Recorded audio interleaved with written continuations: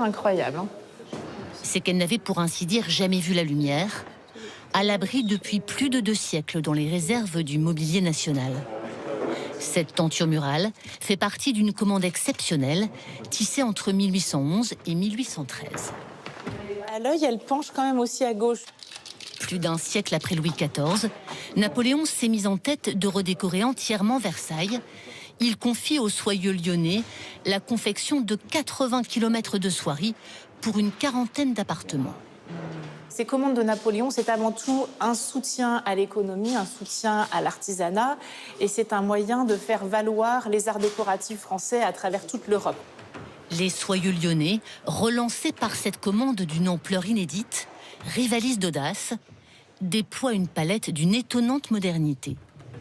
On a l'habitude d'imaginer Napoléon dans des rouges cramoisis, dans du vert bouteille, mais en réalité, en termes de coloris, l'Empire était très inventif et on a des roses, des jaunes poussins, des bleus turquoises.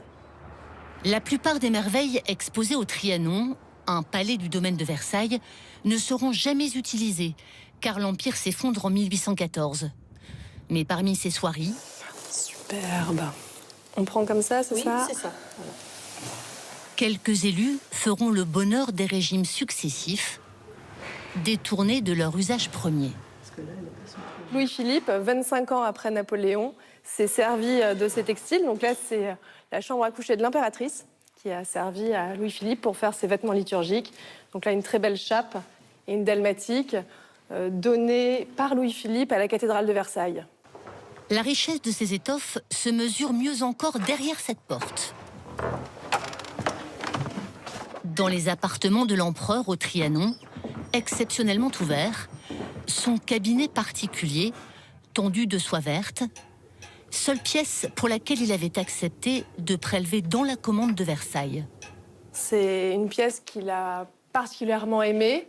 Il a fait d'ailleurs décorer. Le seul plafond peint en style Empire du Grand Trianon se trouve ici. L'empereur n'aura en revanche jamais investi le château de Versailles. Il avait un temps songé à le transformer, mais aucun des projets soumis par ses architectes ne l'a convaincu. Le Grand Trianon est resté, comme il l'appelait, sa seule maison de printemps.